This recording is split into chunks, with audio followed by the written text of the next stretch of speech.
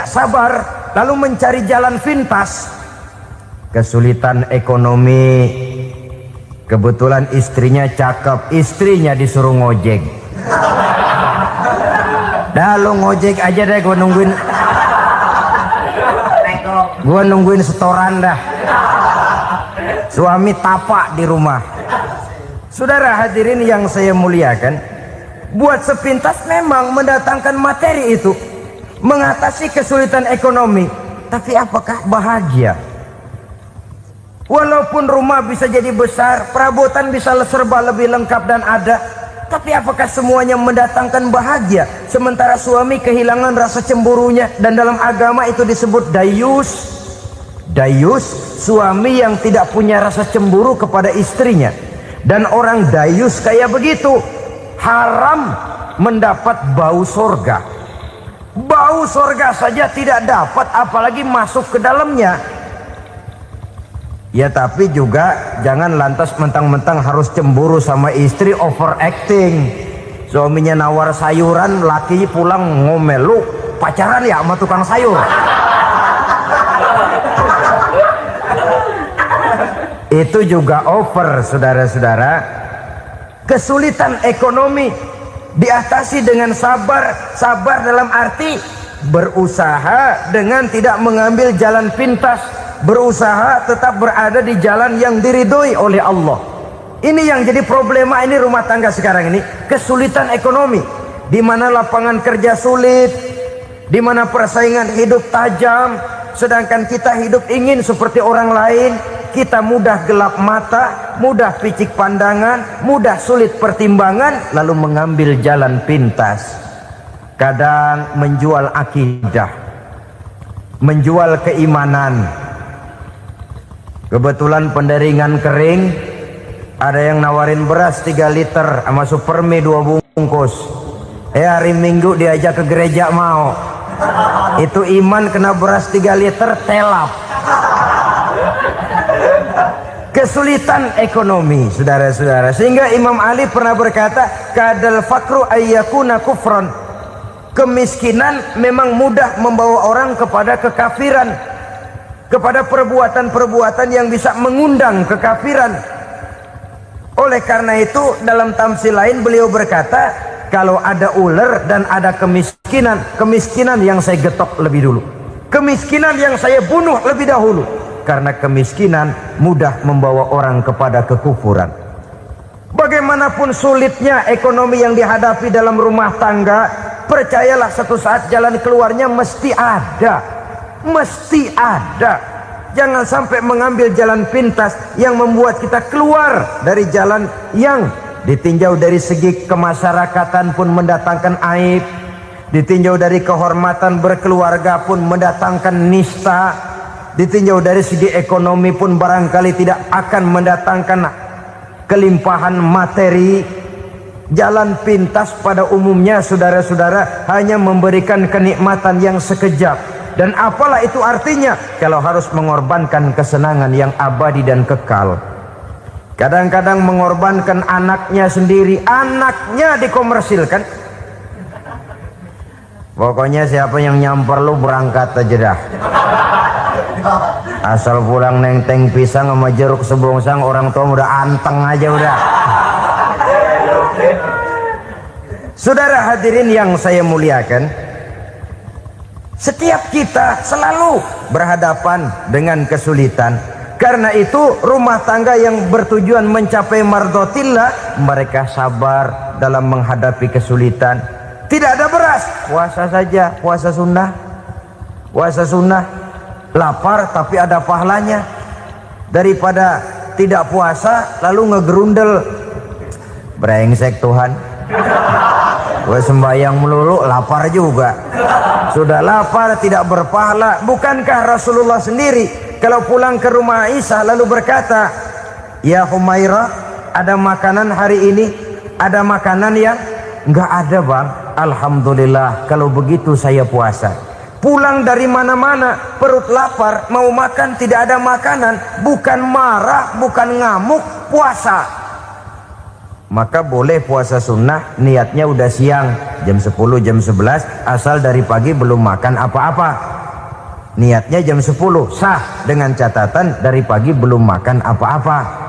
Jangan sudah sepiring setengah baru niat, itu lain. Itu ngojek namanya itu. Pengertian dalam kesulitan. Satu malam beliau pulang dari masjid agak larut. Habis ngajar banyak yang bertanya, ketuk pintu, Assalamualaikum, Assalamualaikum. 3 kali beliau memberi salam, tidak ada jawaban, tidak dibukakan pintu. Rupanya istri beliau lelah bekerja di waktu siang, tidurnya pules benar. Marah ke Rasul? Tidak, beliau gelar sorban, tidur di depan pintu. Asraful anbiya wal mursalin ini, Rasul termulia ini, karena menghargai istrinya, tidur di depan pintu. Sampai Aisyah bangun sepertiga malam, terkejut buka pintu, suaminya ada di depan pintu. Beliau bangunkan. Ketika dibangunkan, Rasul lebih dulu berkata, maaf sayang, saya pulang terlambat. Sudah nggak dibukain pintu, tidur di depan, dibangunin, beliau duluan yang minta maaf. Pengertian. Kalau emosi, memang nggak dibukain pintu, tidur di depan. Begitu dibukain, yang enak kita tunjuk jidatnya.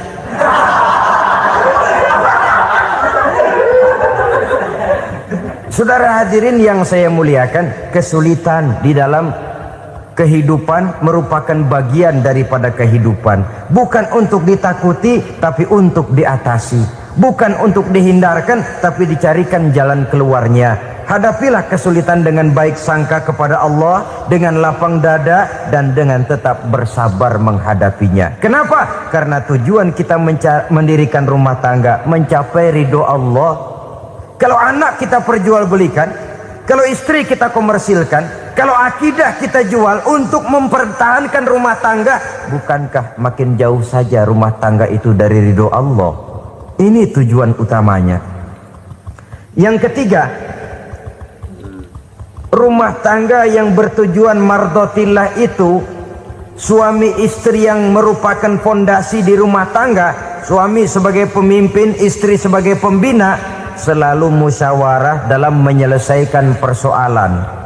Walaupun istri ditakdirkan sebagai pemimpin dan suami sebagai pemimpin dan istri yang dipimpin, tapi agama menganjurkan musyawarah. Jangan mentang-mentang istri nyari duit, suami nyari duit, lalu menteleng.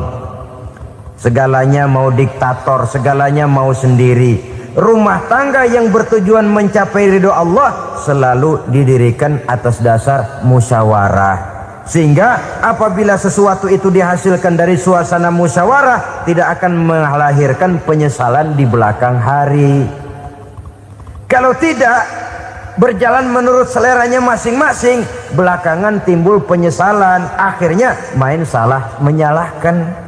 Kalau sudah saling salah menyalahkan, itu artinya sudah saling mengungkit kekurangan masing-masing.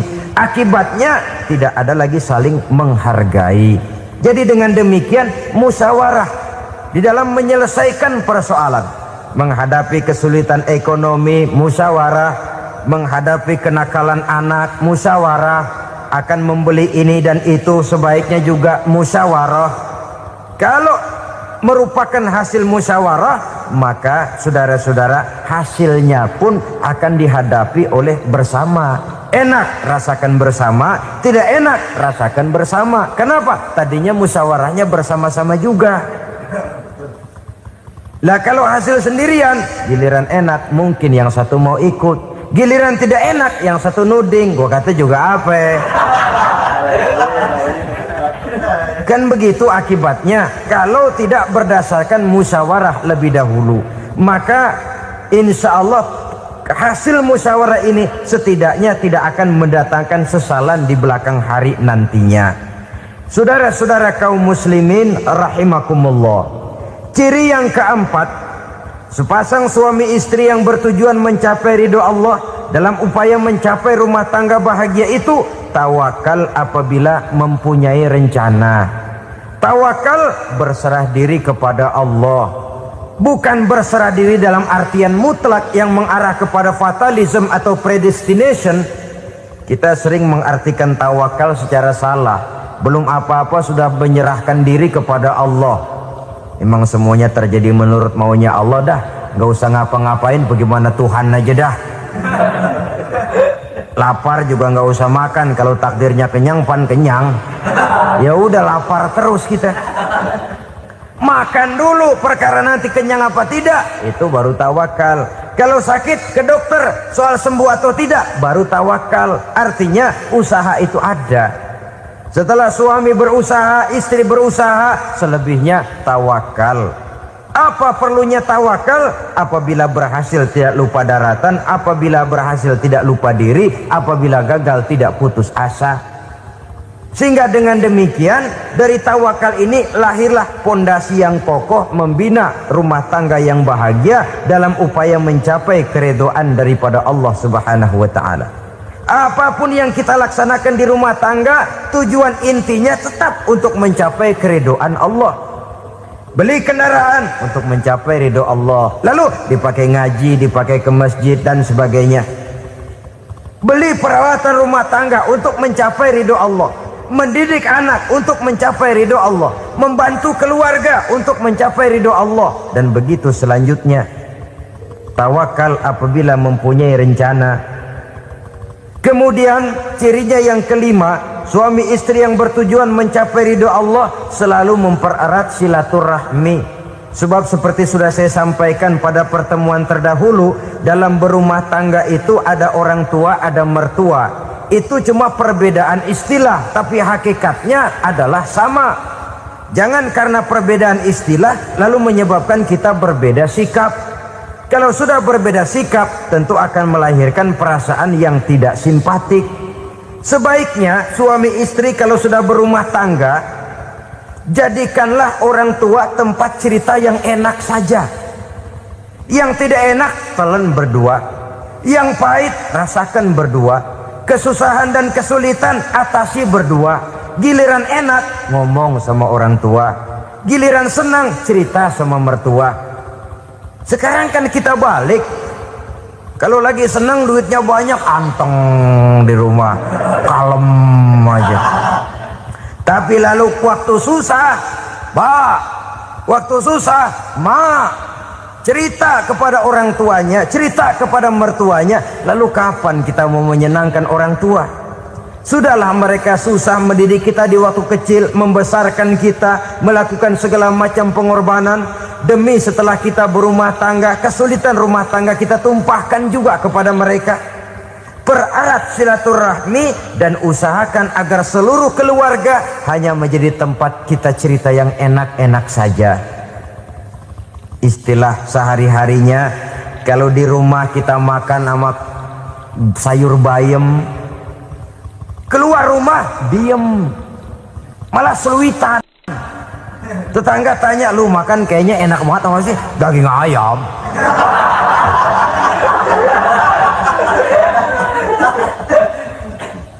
Lalu tetangga kan akan berbisik, itu makannya tuh orang enak bener ya, rumah tangganya tiap hari makan sama daging ayam. Biarlah paling kurang itu jadi doa, daripada kita makan sama kangkung lalu ribut ngomel di mana-mana. Gua kesel banget sama bini gua. Di warung ceritanya lagi. Kenapa? Saban sari gue direbusin kangkung mulu. Brengsek. Di warung cerita ada RT, ada RW. Gara-gara makan sama kangkung se-RT tahu. Akhirnya mungkin kalau kita berangkat orang hitung dari jauhan. Lihat, kangkung liwat gitu.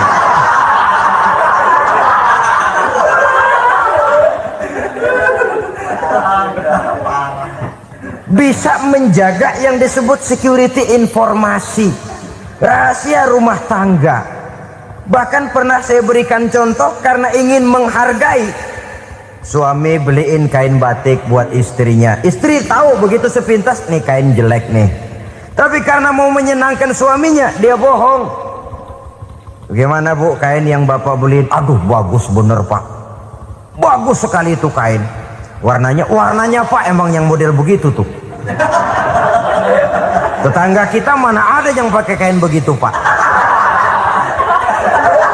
Ya emang nggak ada jelek. Menghargai. Sebab kalau waktu itu si istri jujur, yang timbul sakit hati suami. Bagaimana bu kain yang saya beliin? Goblok lo. Kain begitu dibeliin di pasar juga banyak 1.400, campur odol lagi. Sudahlah suami punya niat baik, sampai rumah digoblok-goblokin, tidak ada lagi rasa saling menghargainya. Begitu pentingnya mempererat silaturahmi ini, sampai Nabi berpesan, isnani la yanzurullahu ilaihima yaumal qiyamah qati'ur rahim wa jarus su'.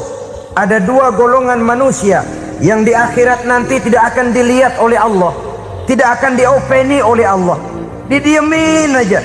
Siapa mereka? Pertama, orang yang suka memutuskan silaturahmi. Yang kedua, tetangga yang jahat dengan tetangganya.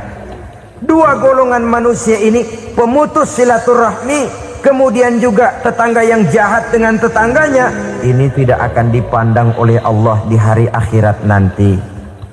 Jadi pererat silaturahmi, sebab kita ini zon politikan, makhluk yang bermasyarakat, yang tidak bisa hidup sendirian. Setiap kita memerlukan orang lain. Kita disebut kaya karena ada yang miskin. Kita disebut alim karena ada yang awam. Kita disebut berkuasa karena ada rakyat jelata. Tanpa rakyat tidak ada penguasa. Tanpa yang miskin tidak ada orang kaya. Kalau tidak ada yang jelek, siapa yang bilang cakep? Karena ngimbangi. Saudara hadirin, atas dasar ini mestinya kita selalu bersyukur dalam segala posisi. Tidak lalu salah terima kepada karunia yang diberikan Allah kepada kita. Saudara hadirin yang saya hormati, pererat silaturahmi, jadikan orang-orang tua kita tempat kita cerita yang enak-enak saja. Yang tidak enak, telan sendiri, usahakan sendiri, carikan jalan keluarnya sendiri. Setidaknya, ya diam sajalah. Kalau belum bisa membalas budi baik orang tua, setidaknya jangan menyakiti hati orang tua kita. Sudah lelah dan payah dia mengasuh kita, membesarkan kita, merawat kita, demi setelah kita berumah tangga, seluruh kesulitan kita bawa lagi kepadanya. Karena itu buat para istri juga ini perhatian. Kalau dimarahi suami, jangan cepat-cepat pulang ke rumah orang tuanya. Nggak boleh diomelin dikit, main buntal aja. Gua pulang dah. Pulang. Sampai sana cerita habis-habisan, dikucek kejelekan suaminya. Nanti 2-3 hari balik aja lagi. Kan nggak lucu jadinya. Saudara hadirin, begitu juga suami. Mencaci maki habis istrinya, 2-3 hari baik aja lagi. Konyol, istrinya sudah dicaci maki habis-habisan, dijeleki leluhur-leluhurnya, 2-3 hari baik lagi. Mesraan lagi. Kata bininya dalam hati, gua lu jelekin juga, lu pakai juga, payah.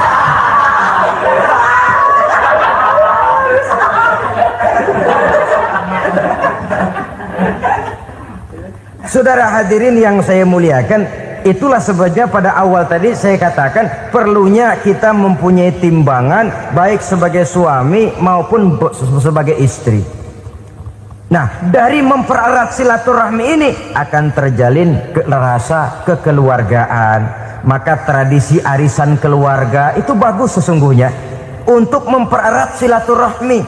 Cuma celakanya bukan silaturahmi yang jadi tujuan, arisannya itu yang jadi tujuan. Akibatnya apa? Kalau belum narik mah semangat banget datang dah. Begitu udah narik aja udahan. Itu celakanya. Akhirnya silaturahminya jadi nomor 2, arisan semata-mata yang menjadi tujuan. Sesungguhnya itu bagus untuk mempererat silaturahmi. Karena kalau kita dengan kita sesama saudara sudah tidak saling mau mengenal, bagaimana dengan anak-anak kita? Bagaimana dengan cucu-cucu kita? 2-3 generasi yang akan datang tentu akan lebih saling tidak mengenal lagi. Baiklah ya, yang keenam, suami istri yang bertujuan untuk mencapai keridhaan Allah itu selalu berusaha tolong menolong di dalam kebajikan. Sebab Allah pesankan itu di dalam Al-Maidah ayat 6, wa ta'awanu 'alal birri wat taqwa wala ta'awanu 'alal itsmi wal 'udwan. Bertolong-tolonganlah kamu di dalam kebaikan, di dalam bertakwa kepada Allah. Jangan bertolong-tolongan di dalam maksiat, di dalam dosa, dan di dalam usaha yang menimbulkan permusuhan. Kalau suami marah kepada seseorang, istri jangan ngipasin. Oh bang, yang begitu mah dibayain tuman. Udah habisin aja dah. Anak-anaknya marahin sekalian. Ngipasin. Istri kesel sama tetangganya, suami ngipasin. Emang tuh tetangga kita, hahu. Habis orang dikipasin. Ta'awanu 'alal birri wat taqwa, bertolong-tolonganlah di dalam kebaikan. Istri malas ngaji, suami mendorong, memberikan sugesti. Suami malas berusaha, istri memberikan sugesti. Saling tolong menolong di dalam kebaikan dan takwa, dan jangan tolong menolong dalam dosa dan permusuhan. Kata suami, Bu, daripada kita melarat terus hidup, kita piara tuyul yuk. Kata istrinya, nah ini sudah menyimpang bang. Bersabarlah, bagaimanapun insya Allah kita tidak akan mati kelaparan. Piara tuyul itu nanti jadi pindah akidah, merusak iman, berteman dengan setan. Apalah artinya kekayaan dan kesenangan sebentar kalau harus mengorbankan kekayaan dan kesenangan yang abadi. Ini sudah alal ismi wal udwan, sesuatu yang mengandung dosa. Saudara hadirin yang saya hormati, kemudian yang keenam, berbaik sangka. Baik suami maupun istri sama-sama saling berbaik sangka. Suami melepas istri, istri melepas suami dengan hati yang ikhlas. Suami meninggalkan istri di rumah dengan jiwa yang bersih dan rasa yang aman. Ada rasa baik sangka, dan ini modal dasar. Kalau sudah dilandasi oleh buruk sangka, tentu yang lahir nanti adalah perasaan-perasaan yang tidak baik. Akibatnya sangat tidak menguntungkan. Inilah beberapa ciri dari rumah tangga yang didirikan atas dasar mardhatillah, mencapai keridhaan dari Allah. Nanti akan menyusul tujuan berikutnya, diantaranya mendapat keturunan, diantaranya lagi mendatangkan gairah untuk lebih berusaha mencari rezeki karena sudah merasa punya tanggung jawab berupa anak dan istri. Mempererat silaturahmi itu cuma tujuan-tujuan sekundernya saja. Tujuan primernya kita melakukan suatu nikah untuk mencapai keridhaan dari Allah Subhanahu wa taala. Silakan punya istri cantik, kaya, tapi tujuan utamanya kita membina rumah tangga untuk mencapai ridho dari Allah. Karena itu dasarnya mawaddatan warahmah. Jangan cuma cinta tapi juga kasih sayang. Cinta, kecenderungan kepada jasmani akan berakhir, tapi kasih sayang, kecenderungan kepada rohani, makin tua malah makin erat, makin tua malah makin mesra. Sehingga kadang kita menampak kakek-kakek dan nenek-nenek lagunya kayak pengantin baru. Apa cinta-cintaan? Tidak. Bagaimana kakek-kakek sama nenek-nenek harus bilang I love you? Yang masih ada itu waktu itu mawaddah, kasih dan sayang. Itu yang akan kekal, itu yang akan abadi. Tanpa materi orang sulit untuk bahagia, tapi materi semata bukan jaminan orang untuk bahagia. Nah, ciri yang terakhir dari rumah tangga yang bertujuan mencapai ridho Allah, sinar agama kelihatan di dalamnya. Baik suami maupun istri sama-sama orang yang taat melaksanakan ajaran agama. Saudara, mudah-mudahan walaupun singkat dapat menjadi sumbangan moral dalam kita mewujudkan rumah tangga yang bahagia menurut contoh yang diberikan oleh Rasulullah Sallallahu Alaihi Wasallam. Terima kasih atas perhatian saudara. Mohon maaf atas segala kekurangan. Usikum wa nafsi bitaqwallah. Wassalamualaikum warahmatullahi wabarakatuh.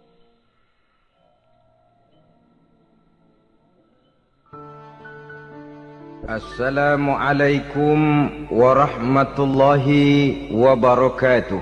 Ala alihi wa sahbihi ajma'in, amma ba'du. Saudara-saudara kaum muslimin rahimakumullah. Salah satu dari misi Islam ialah mengangkat harkat dan martabat manusia yang sebelumnya dibedakan oleh warna kulit, oleh suku bangsa dan bahasa, seluruhnya diikat dengan satu akidah, menghilangkan perbedaan akibat warna kulit, suku bangsa dan bahasa. Termasuk dalam upaya itu betapa Islam telah mengangkat harkat dan martabat kaum wanita. Maka pada pertemuan kali ini kita akan membicarakan tentang peranan wanita sepanjang pandangan agama. Sebelum Islam datang, nasib perempuan nyaris hanya berputar di segitiga saja. Dapur, sumur, kasur. Kasur, sumur, dapur. Seolah-olah wanita terpaut dengan 3 itu tadi. Seolah-olah wanita tidak bisa berbuat lebih banyak daripada itu. Bahkan di tengah masyarakat jahiliyah, bayi perempuan mendatangkan aib sehingga mereka lalu dikubur hidup-hidup. Maka datang Islam dengan tegas mencanangkan satu revolusi yang mengangkat harkat dan martabat kaum wanita. Nabi bersabda, "An-nisa'u imadul bilad. Iza saluhat saluhal bilad, wa iza fasadat fasadal bilad." Wanita adalah tiang negara. Jikalau baik wanita, baiklah negara.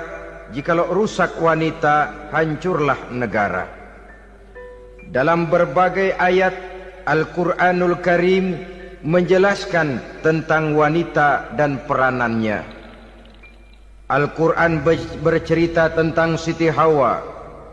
Al-Quran bercerita tentang anak perempuan Nabi Adam, Iklimah dan Labuda, yang menyebabkan Habil dan Qabil saling berbunuh-bunuhan. Al-Quran menceritakan bagaimana ibunya Nabi Musa mendapat wahyu untuk menghanyutkan anaknya di hilir sungai Nil. Al-Quran bercerita tentang Siti Maryam, ibu daripada Nabi Isa. Al-Quran bercerita tentang 2 putri Nabi Yusuf, yang akhirnya salah satunya menjadi istri daripada Nabi Musa. Pun Al-Quran bercerita tentang Ratu Balkis, seorang wanita yang menjadi penguasa di negeri Sabah, yang demikian besar pengaruhnya dan wawasannya.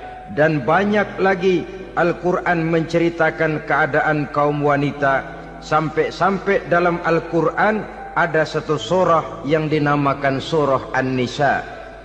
Ini seluruhnya berarti bahwa Al-Quran telah menempatkan kaum wanita dalam satu posisi yang mulia dan terpuji. Al-Quran memberikan emansipasi, bahwa wanita berhak mengejar kemajuan sebagaimana halnya kaum laki-laki. Tetapi sungguh pun demikian, Al-Quran tetap memberikan batasan-batasan sepanjang emansipasi itu tidak bertentangan dengan kodrat kewanitaan itu sendiri. Kalau persamaan dan kemajuan, kalau emansipasi dan hak asasi sudah tidak sesuai lagi dengan kodrat kewanitaan, pada akhirnya bukan mengangkat harkat dan martabat kaum wanita, justru malah merendahkan derajat dan martabat kaum wanita itu sendiri. Seperti sebagian besar wanita ini, mereka berteriak menuntut tentang persamaan hak, tapi mereka melupa apa batasan daripada persamaan hak itu sendiri. Sesungguhnya Islam dengan segala konsepsinya yang mengangkat martabat kaum wanita itu, memberikan keleluasaan kepada kaum wanita untuk maju bersama laki-laki sepanjang tidak menginjak-injak kodrat kewanitaan itu sendiri. Kalau sudah sampai kepada menginjak kodrat kewanitaan, maka akan merendahkan martabat kaum wanita. Sebab apa? Secara fisik dan psikis, agaknya memang laki-laki sudah ditakdirkan oleh Allah untuk menjadi pembimbing bagi kaum wanita. Walaupun tidak tertutup kemungkinan wanita tampil sebagai pemimpin, tetapi dari segi fisik biologis misalnya, laki-laki itu diciptakan kekar, kuat, untuk memikul dan melaksanakan tugas-tugas yang berat. Sedangkan perempuan pada umumnya adalah lembut, ayu, lemot, denok, geboy, dan lain sebagainya. Maka kalau kita baca sejarah, Allah itu belum pernah mengutus rasul perempuan. Semua rasul laki-laki. Sebab apa? Secara fisik biologis tugas kerasulan lebih dimungkinkan oleh seorang laki-laki. Tugas rasul itu berat. Kadang-kadang perang, dicaci maki, berhadapan dengan ujung tombak, ujung pedang dan lain sebagainya. Makanya seluruh rasul laki-laki, dan Allah belum pernah mengutus rasul perempuan. Dari segi lain, perempuan itu banyak terhalang untuk melaksanakan ajaran agama. Misalnya 1 minggu dalam sebulan perempuan itu terkena cuti khusus, mengalami masa menstruasi, tidak sholat, tidak puasa, tidak melaksanakan ajaran agama yang tidak dibolehkan pada saat menstruasi itu. Kalau ada rasul perempuan, lalu saat malaikat akan menyampaikan wahyu, kebetulan rasulnya sedang wah, itu bisa balik-balik lagi malaikat Jibril ke langit itu. Mau turun nyampein wahyu, balik lagi ke atas, ditegur, kenapa balik lagi Jibril? Rasulnya lagi head.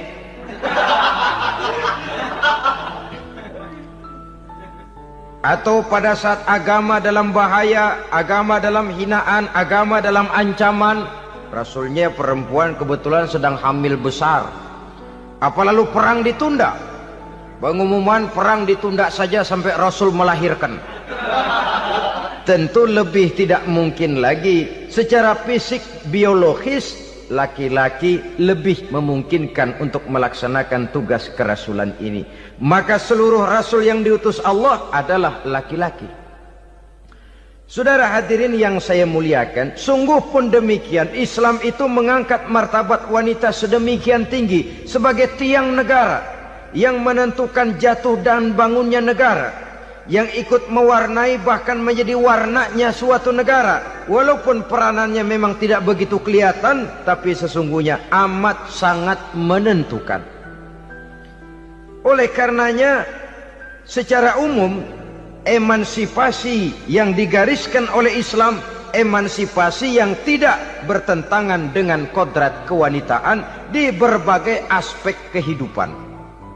Kalau sekarang emansipasi ini kelihatannya sudah salah pasang, salah kaprah. Bahkan belum lama kita menyaksikan bagaimana ada binaragawati. Di zaman sekarang perempuan sudah mulai angkat besi. Saya mulai mikir kalau perempuan sudah pada angkat besi, ini sudah tanda suaminya udah dekat dibanting-bantingin ini. Tahun-tahun mendatang mungkin akan menyusul perempuan mulai narik becak.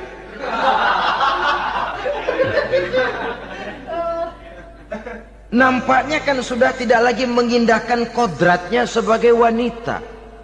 Ada olahraga yang hanya pantas dikerjakan oleh laki-laki. Oleh karena itu pada kesempatan ini kita akan mencoba melihat peranan wanita dari berbagai dimensinya. Yang pertama, peranan wanita sebagai istri. Adalah Rasul memilih istri pertamanya Sayyidatuna Khadijah radhiyallahu anha. Kalau pilihan utama beliau pertama kali nikah dengan Siti Khadijah, jelas itu pilihannya bukan karena kecantikan. Kenapa? Beliau nikahi Siti Khadijah dalam usia 40 tahun Khadijah dan 25 tahun Rasul. Statusnya janda pula. Kalau beliau seorang pemburu kembang, pemburu bunga, kenapa mesti nikah dengan janda berumur 40 tahun? Sedangkan beliau waktu itu masih berumur 25 tahun. Apa sasaran utamanya? Bisa kita lihat nanti. Setelah beliau diangkat menjadi Rasul, ternyata Khadijah lebih daripada seorang istri, beliau masuk ke dalam staf Nabi. Orang lain beliau belum beriman, beliau malah beriman lebih dahulu sebagai perempuan pertama yang masuk Islam. Orang lain memusuhi Nabi, beliau malah mengorbankan hartanya untuk membantu perjuangan Nabi. Istri setia semacam ini, dengan peranannya sebagai istri yang sedemikian rupa, memberikan andil yang sangat besar bagi kesuksesan dan keberhasilan seorang suami. Sebaliknya, seorang istri bisa mempengaruhi suaminya. Seorang suami yang jujur, polos, lugu, sederhana, bisa jadi koruptor ulung kalau didorong-dorong oleh istrinya. Seorang istri Pak Lurah memang tidak ikut mengatur kelurahan, tapi dia bisa mewarnai suaminya. Seorang istri gubernur memang tidak ikut mengatur provinsi, tapi dia bisa mewarnai suaminya. Sepanjang warnanya positif, tentu sangat baik dan sangat diharapkan. Tetapi kalau warnanya negatif, kiamatlah akibatnya umat ini. Oleh sebab itu, peran pertama dari kaum wanita sesungguhnya adalah sebagai istri yang mendampingi suami untuk mengolah dan melaksanakan tugas-tugas besar. Dari seorang yang paling kecil sampai kepada seorang yang punya jabatan paling tinggi sekalipun, pengaruh dan peranan istri memang sangat menentukan. Saudara hadirin kaum muslimin rahimakumullah, itulah sebabnya Nabi menikah dengan Siti Khadijah. Dan lebih dari itu, sebelum menikah dengan Nabi, Siti Khadijah itu sudah terkenal sebagai pengusaha wanita, business girl kalau bahasa sekarang ini. Bahkan jaringan-jaringan bisnisnya tidak hanya Mekah saja, tidak hanya antar kota, bahkan sudah antar negara, dari Mekah ke Syam, dari Mekah ke Madinah dan lain sebagainya, yang bahkan kita tahu Rasul pada mulanya pun ikut membantu perdagangannya Siti Khadijah radhiyallahu anha ini. Jadi kalau bercermin dari karier Siti Khadijah, boleh saja wanita bergerak di bidang bisnis, asal memang profesi, bukan karena dengan senjata dan modal kecantikan lalu membujuk dan merayu orang sampai telap sehingga bisnisnya berjalan lancar dengan jalan menjual kecantikannya. Tidak, bergerak di bidang bisnis yang memang profesinya di situ. Tidak ada salahnya. Bisa saja perempuan menjadi business girl seperti yang dicontohkan oleh Siti Khadijah radhiyallahu anha ini. Sebab itu, kontes-kontesan yang hanya bertitik kepada rupa yang ayu saja, rupa yang cantik saja, sesungguhnya bukan hanya tidak bermanfaat, tapi saya pikir juga sangat tidak mendidik. Yang mengajar anak-anak remaja putri kita untuk berlomba-lomba hidup dalam kepalsuan. Alis mata palsu, hidung pesek dimancungin palsu, operasi plastik. Alis matanya dikerik, bikin yang palsu. Tai lalat lagi bikin yang palsu. Gincu bibir dimerahin, palsu. Seluruhnya hidup dalam kepalsuan. Akan lebih baik kalau kita ini misalnya mengadakan kontes yang menitik beratkan kepada ketinggian IQ, kecerdasan, kemampuan, skill, keahlian dan kemampuan. Tidak hanya dititik beratkan kepada rupa yang ayu dan cantik semata-mata. Sebab di samping manfaatnya diragukan, juga sangat tidak mendidik buat generasi yang akan datang. Terutama ibu-ibu, peran utama wanita sesungguhnya adalah sebagai istri mendampingi suami dalam melaksanakan tugas-tugas besar. Satu hari, serombongan ibu-ibu pernah datang menghadap Rasul mengajukan satu resolusi, protes kalau bahasa kita sekarang. Ya Rasul, ada apa bu? Kalau laki-laki sih enak. Enak bagaimana? Iya, kalau orang laki-laki sholat, perempuan sholat. Laki-laki puasa, perempuan puasa. Laki-laki pergi haji, perempuan pergi haji. Laki-laki menuntut ilmu, perempuan bisa menuntut ilmu. Tapi kalau laki-laki pergi jihad, perang membela agama, kami perempuan tidak bisa ikut jihad perang di medan pertempuran. Padahal pahala jihad sangat besar dan kami ingin mendapat pahala jihad. Tidak adil kalau begini ya Rasul, izinkan kami pergi jihad. Ini perempuan di zaman Rasul, kalau ada kebaikan tidak bisa ikut, rasanya rugi bukan main, lalu protes. Apa jawab Rasul? Beliau senyum. Ibu-ibu jangan khawatir, walaupun ibu-ibu tidak maju ke medan perang, ada ibadah yang pahalanya sama dengan pahala jihad itu. Apa ya Rasul? Beliau menjawab, jihadukunna fi baitikunna. Jihadnya ibu-ibu, jihadnya kaum wanita adalah di rumah tangganya sebagai istri. Memasak makanan suaminya, mencuci pakaian istrinya, mengasuh, merawat dan membesarkan anak-anaknya, itu seluruhnya bagian daripada ibadah yang pahalanya tidak kurang dengan pahala jihad. Kenapa? Al-Quran itu memberikan sesuatu sesuai dengan kedudukannya. Kalau perempuan pergi perang jihad membela agama, musuhnya laki semua, kayak apa perangnya? Itu musuhnya bisa nggak mau pakai pedang, perangnya udah gulat aja udah. Sehingga Rasul lalu memberikan satu jalan keluar yang membuat wanita-wanita itu lega. Jihadukunna fi baitikunna. Ibu-ibu sih tidak usah khawatir, jihad ibu adalah di rumah tangga ibu-ibu semua. Sejak bangun tidur sampai tidur kembali, nyaris kaum ibu itu 24 jam pekerjaannya. Sebagai istri, dia melaksanakan jihad di rumah tangganya. Peranan wanita yang pertama adalah sebagai istri, yang walaupun tidak kelihatan dan menonjol seperti halnya laki-laki, tapi sangat mewarnai, bahkan menjadi warna dari tugas apapun yang dihadapi oleh suaminya.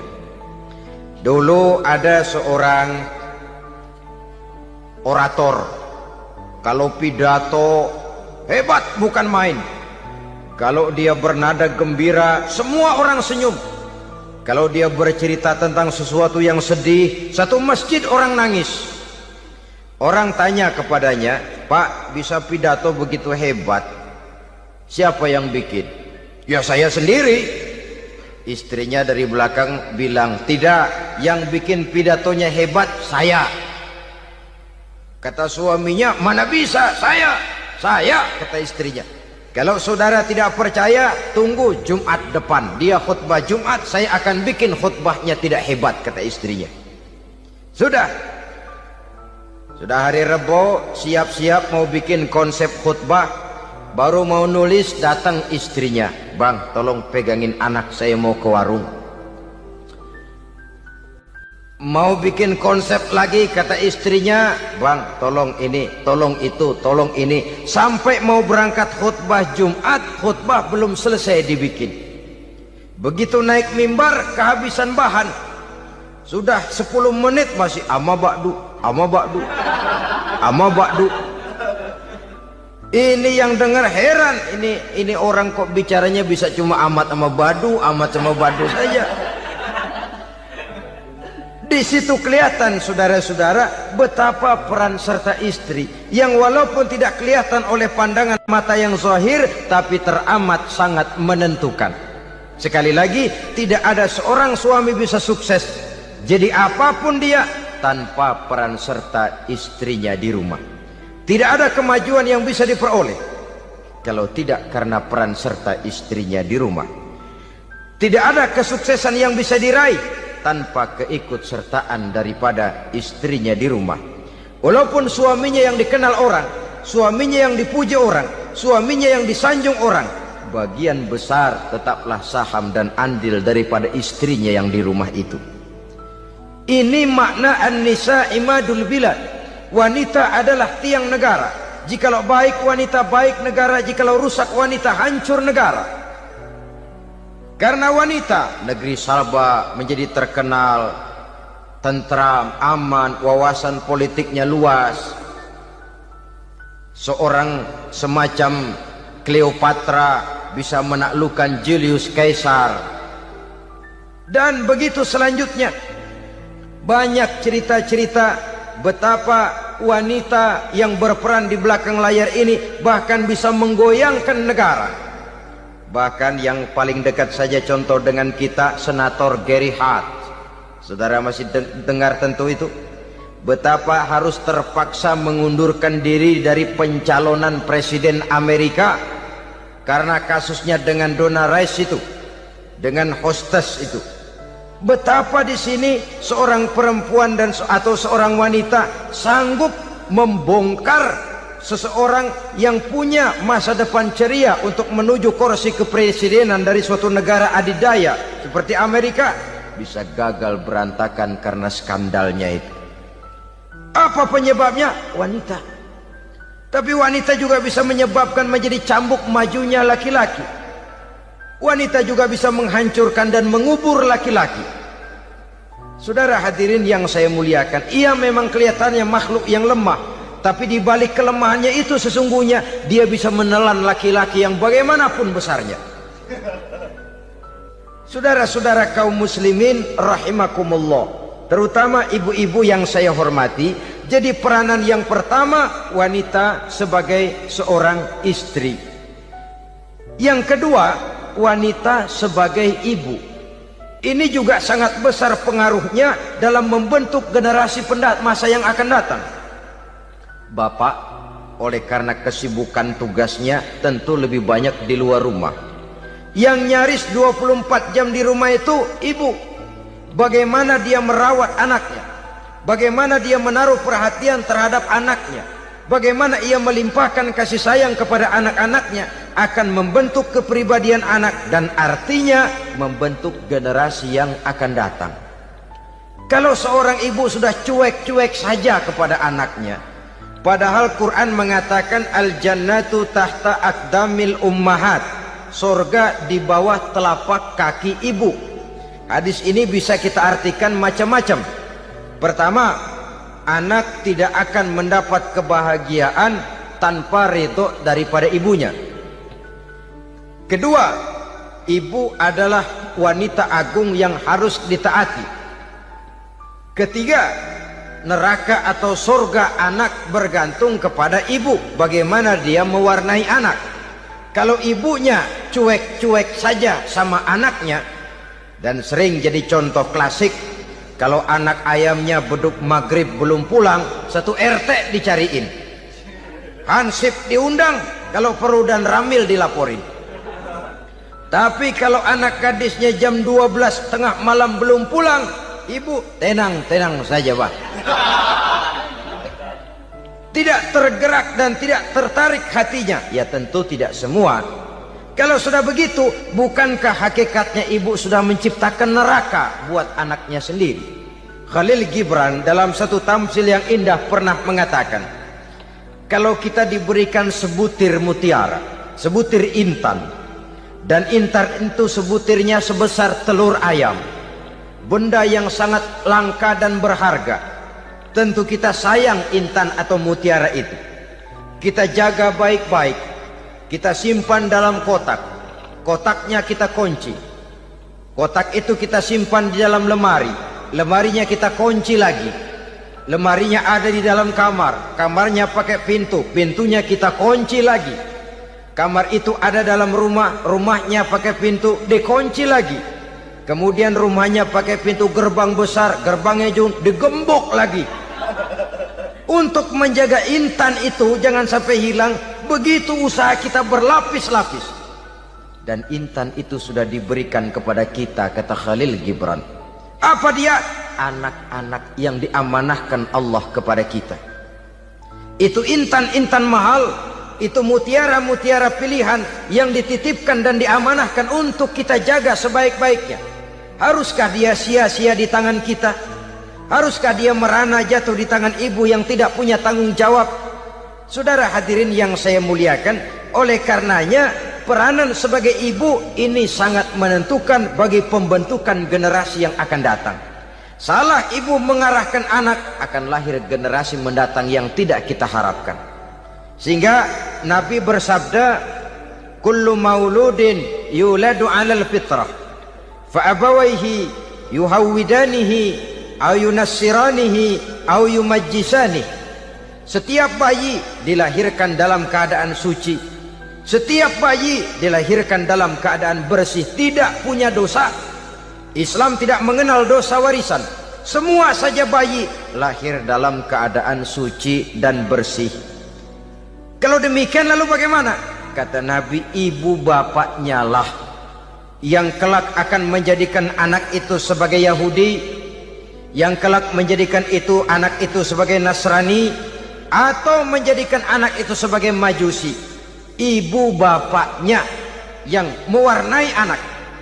Ibaratnya anak itu kertas putih, mau ditulis tinta hijau warnanya hijau, mau ditulis tinta merah warnanya merah, mau ditulis tinta hitam pun warnanya hitam.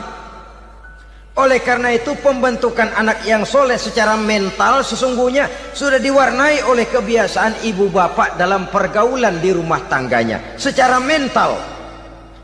Sehingga dengan demikian saudara-saudara, salah kaprah ibu dalam mengarahkan anak-anaknya akan melahirkan generasi penerus yang sungguh-sungguh tidak kita harapkan, dan pada gilirannya akan membahayakan perkembangan bangsa dan negara, membahayakan kita sebagai suatu umat.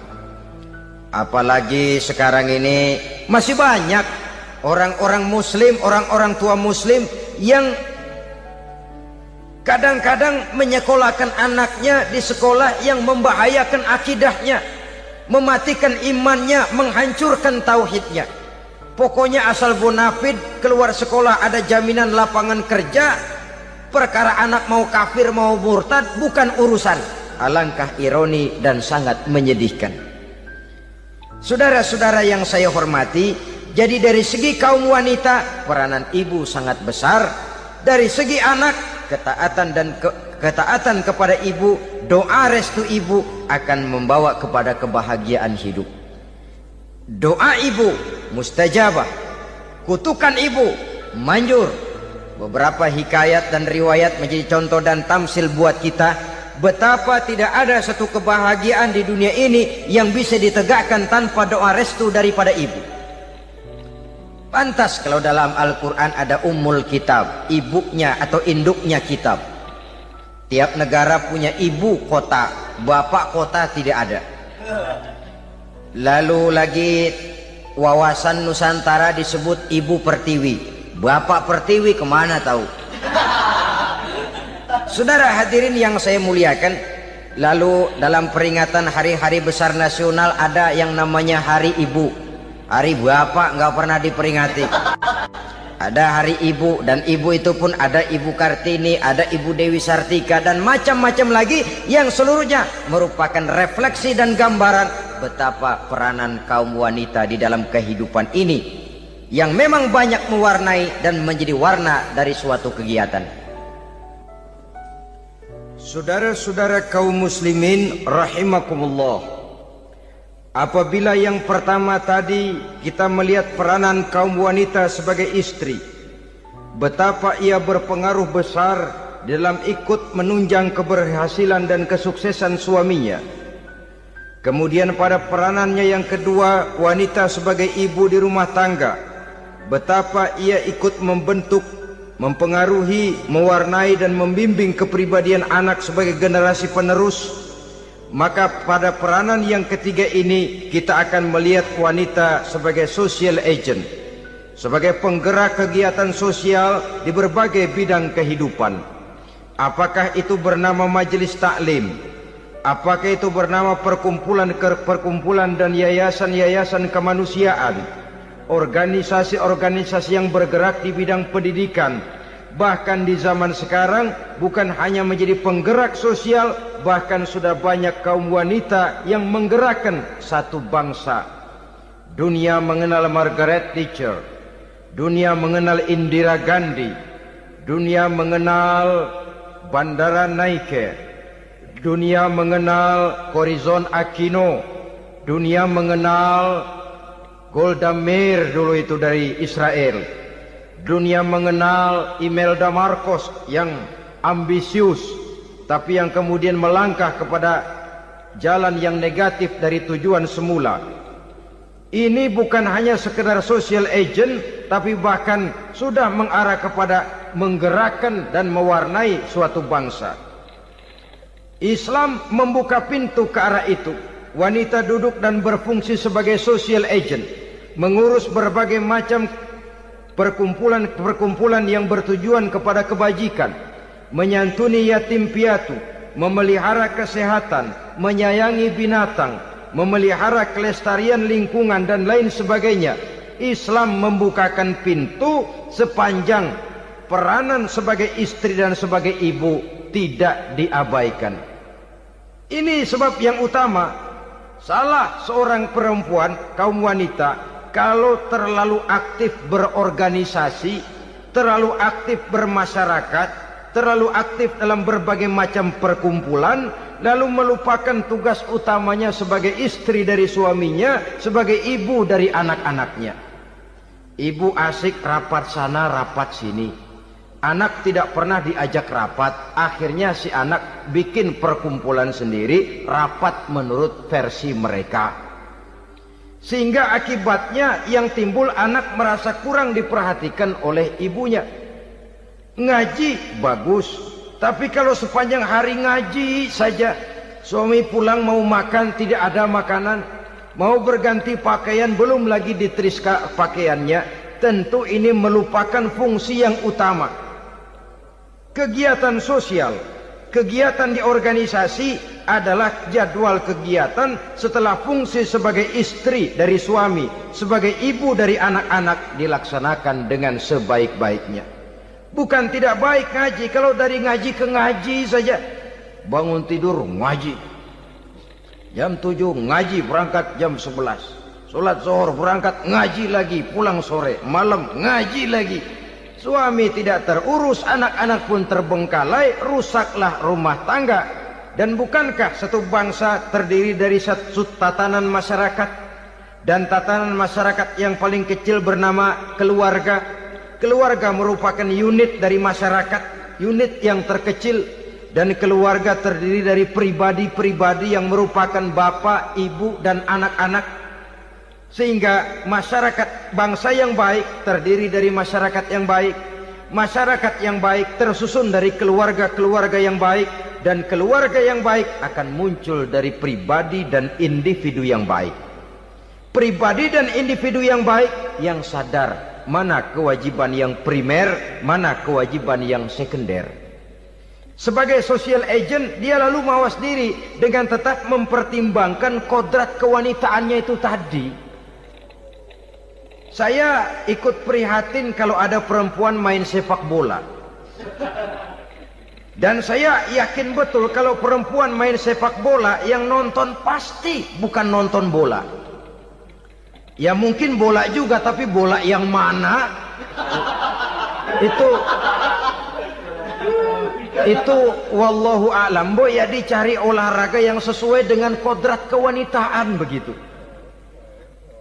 Dicarilah olahraga yang sesuai dengan kodrat kewanitaan. Sepak bola sudah maju, ya belakangan saya katakan tadi muncul lagi wanita angkat besi. Belakangan bisa kita bayangkan wanita main tinju. Babak belur sudah kalau sudah begitu. Kemajuan dengan melupakan kodrat kewanitaan akan menyengsarakan kaum wanita itu sendiri. Silahkan maju menjadi social agent, menjadi penggerak di masyarakat. Para istri Rasul bisa kita jadikan satu figur. Siti Khadijah, figur sebagai istri pendamping yang setia. Dikala suaminya bingung, ia tampil memberikan pandangan. Dikala suaminya bingung, ia memberikan tanggapan. Dikala suaminya dimusuhi orang, ia menampakkan kesetiaannya. Kau tidak sendiri bang, aku di sisimu. Dikala jiwanya gelisah ketika pertama kali menerima wahyu berhadapan dengan malaikat Jibril, Khadijah yang menghibur. Kalla ma yukhzikallahu abada. Tidak apa-apa bang, Allah tidak akan menyusahkan kau untuk selamanya. Tenang sajalah, tenang. Abang orang baik-baik, Allah tidak akan menyengsarakan abang. Peran sebagai istri. Dan Rasul mantap. Sehingga bertahun setelah Khadijah wafat, selalu terkenang dan dikenang oleh Rasul. Pernah satu saat beliau itu seperti orang melamun. Aisyah tanya, kok seperti ngelamun bang? Iya, kata Rasul, saya seperti mendengar suara terompahnya Khadijah di surga. Padahal Khadijah sudah lama wafat. Aisyah mendengar itu rada sedikit manyun. Kata Aisyah, bang, cukup sekali ini saja, jangan sebut-sebut lagi nama itu ya. Cemburu rupanya. Ya soal cemburu sih nggak bini Nabi, nggak bini kita, namanya cemburu. Perempuan mesti ada. Apa jawab Rasul? Ya Humairah, Aisyah, haruskah saya melupakan seseorang yang dikala orang lain memusuhi saya, dia mati-matian membela saya?